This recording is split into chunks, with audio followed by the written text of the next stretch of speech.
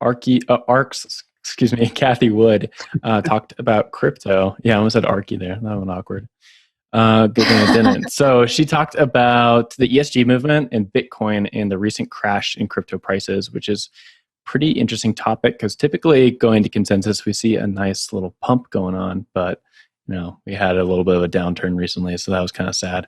But essentially, Elon Musk tweeted about Bitcoin, tweeted about the ESG movement, the environmental impact of Bitcoin mining, environmental impact of cryptocurrencies in general, and that caused the Bitcoin prices to turn sour. And she noted here consensus that was basically the reasons for prices going down, and she expects those prices to rebound in the near term, or in the long term, excuse me.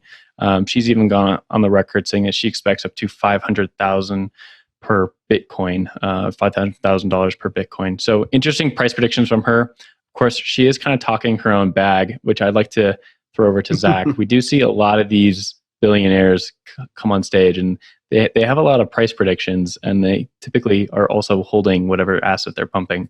So I'd like to get your opinion on that subject. I got to give credit to Cathie I thought Cathie and Nathaniel, NLW, had a really great conversation here. I think the headline speaks to the short term, but actually the interesting part of this conversation was that the long term ESG can be a benefit to Bitcoin mining and the Bitcoin network in the long term, which I thought was really interesting. So this idea of intermittent power sources, many renewables are intermittent, be it solar or wind.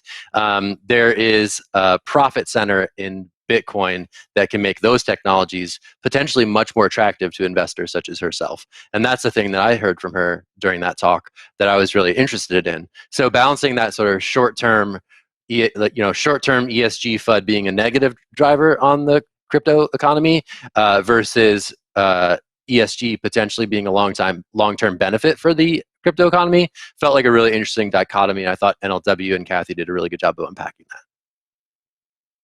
And I just want to throw out that, oh, sorry, Naomi, take it away. No, you take it, Ben.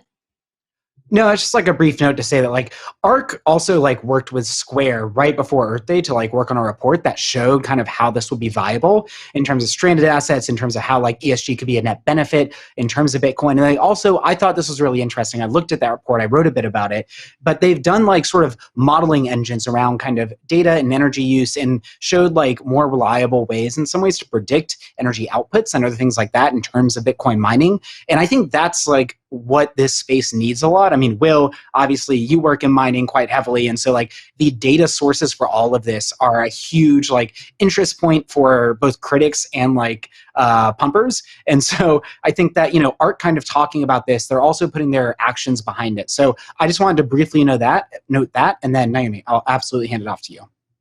Yeah, I just wanted to bring up something else that Cathie brought up. So she's talking about macroeconomic trends. She's talking about how deflation is probably more likely, in her opinion, than inflation, which I thought was interesting, and I would definitely push back on there.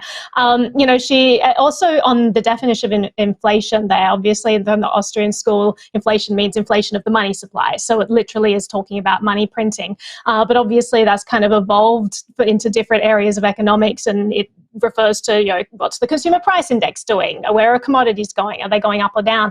So she's talking about how technology like artificial intelligence and blockchain will serve to hold down commodity prices. And so then that means it's deflationary. I just disagree with that because we haven't seen these costs been going down in a lot of areas where we should have for a long time now. We're still getting 2% inflation a year, and where technology should have been bringing prices down, it hasn't been. And so it just suggests that there's a lot more inflation going on than we realize. So it was interesting that she brought that up. Definitely something that I wouldn't agree with, but it was interesting to hear her talk about it. Yeah, I'll snag that really quick. Interesting just to see her perspective as an investor writ large. Like you said, it's not only just Bitcoin that she's interested in, and a lot of the more leading kind of edgier investors out there, they're now talking about Bitcoin. She's been in it for a while. She's been into these things for a while. She's a big investor in Ethereum as well. And like you said, artificial intelligence and perhaps even some longevity research. So she's really out there on the edge of these investments, and she's well known for that. She's well criticized for it as well by a lot of value investors out there. So her take on these things definitely quite nuancing against the grain for most people. And I think that's why she's a pretty valuable contributor, because people just don't think that way. People don't think that there could be deflation in the near term when we see just crazy money printing and Bitcoin rising on that narrative as well. So I think it's always great to have those kind of people come on and kind of spread their brain juice to everyone else. And just like Nathaniel said, or you said about Nathaniel, Zach, like great conversation there.